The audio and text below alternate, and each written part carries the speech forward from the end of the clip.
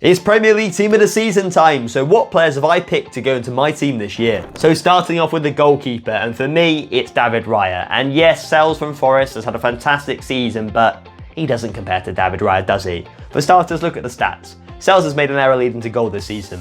Raya hasn't.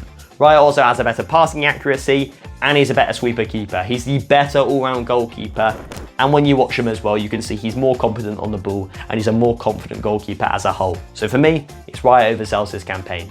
Although if Addison was fit for the whole season, I think it would have been him.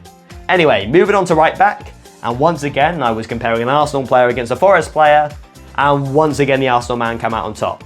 So I'm comparing Jurrien Timber against Ole Einar in this debate, and when I picked out these statistics, for me, these statistics that I found are the fundamentals of a fullback. These are the statistics that as a fullback you should be proficient in to be classified as a top player, and Jurrien Timber beats Ole Einar in every one of those stats. Passes played, Jurrien Timber's on top. Pass accuracy, Jurrien Timber's on top.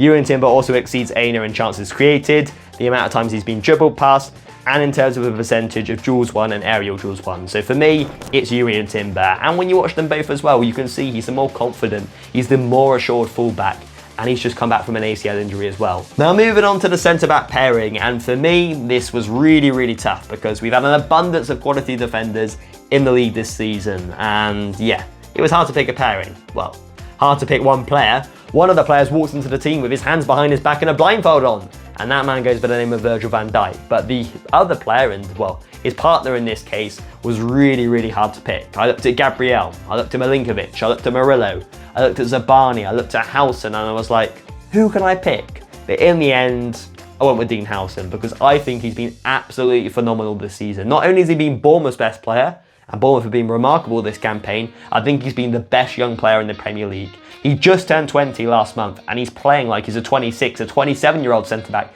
He is so mature for his age. He's uber press resistant. He's super composed on the ball. He's a brilliant passer. He's also athletic and mobile and good in the air as well. We've seen him score 3 goals from set pieces this season against Tottenham, Man United, and I think Arsenal as well. He is a brilliant player. Also, he ranks in the 96th percentile for interceptions and clearances, the 93rd percentile for progressive carries, and the 86th percentile for progressive passes. The guy is a joke. No wonder why Real Madrid and Liverpool want him. Now moving on to left back, and for me, it has to be Anthony Robinson. It just has to be. Take a look at statistics. 10 assists in the league this season. He's been the most productive left back in the Premier League this campaign. And when comparing him to Kirkes, who for me has been the second best left back in the league this season, Robertson's percentage of tackles won, duels won, and aerial duels won are greater than that of Kirkes's. So for me, it has to be Robinson, and just watch them as well. How often do you see Robinson get beat by his winger? Literally never. The guy's locked up Salah this season, who's been the best player in the Premier League. Now moving on to my double pivot of Alexis McAllister and Moises Caicedo, and let me tell you, these two have been the best midfielders in the Premier League this season. There's no two ways about it. Just take a look at Caicedo's stats. So he's in the 90th percentile for tackles, he's in the 82nd percentile for interceptions, and he's in the 91st percentile for pass completion. Ask any Chelsea fan, they'll tell you that he's been their best player this campaign. And ask any Liverpool fan, and they'll tell you that Alexis McAllister has been their best midfielder this campaign. And if it wasn't for Salah having a record-breaking season and Van Dijk being the best defender on the planet, then he'll be Liverpool's best player as well. And just take a look at McAllister's stats. He's in the 99th percentile for blocks, the 92nd percentile for tackles, the 94th percentile for shot creating actions, the 94th percentile for non-penalty goals, and the 90th percentile for expected assists. As you can see through those statistics there, he is a very well-rounded midfielder. And when you watch him as well, you can see he gets himself about, he's robust in the challenge, he's a brilliant and tenacious tackler, and he can offer you a goal and an assist too.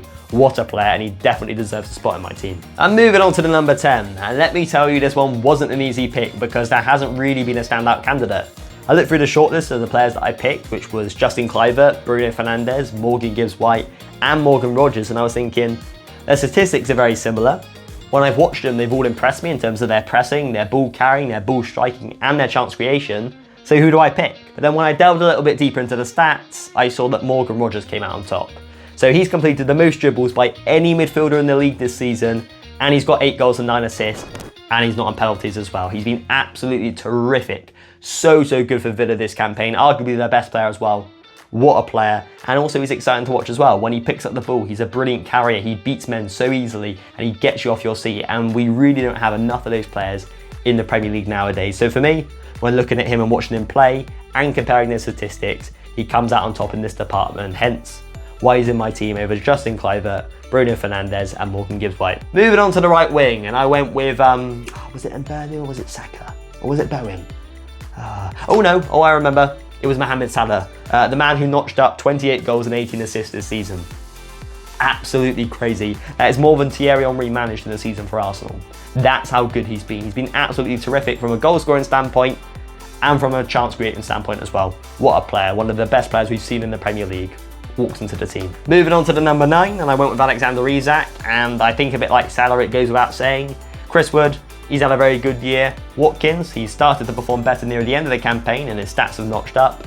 Haaland, I think he's had a more than respectable year, but come on. Compared to Alexander Isak, they just don't come close. 23 goals and 6 assists is a very respectable return for the Newcastle forward. He's uber composed in front of goal, such a lethal striker, so technically gifted, and he reminds me of Thierry Henry in many ways, the way he beats a man, the way he makes runs in and around the box. A fantastic striker, and Newcastle are lucky to have him because he could easily be playing for Liverpool or Real Madrid or for one of those elite teams in Europe. And the final player within my team goes by the name of Matheus Cunha, the man who has notched up 15 goals and 6 assists in the league this campaign for a very, very poor Wolves side. To think where they would have been without him is a pretty scary thought for their supporters. And when I was looking at the other left wingers that I could have picked over him, I thought, do they really deserve a spot in this team? Son, a pretty average season by his standards. Diaz started the season well, but has tailed off since then, although he has picked up form as of late. Gakpo, a little bit of an up and down season, and Semenyo, a very explosive winger, very good at getting shots off, but not the most productive, whereas Cunha, such a joy to watch, so technically gifted, and he's putting up the numbers as well for a very, very poor Wolves team. So for me, he walks into my team without a doubt. And my manager's Arnie slot as well. Yes, Nuno could have had a mention, Iraola could have had a mention, Eddie Howe could have had a mention, but come on, it's Arne Slot all day long. Walks into his first season in charge at Liverpool and wins them the league title. A more than remarkable achievement.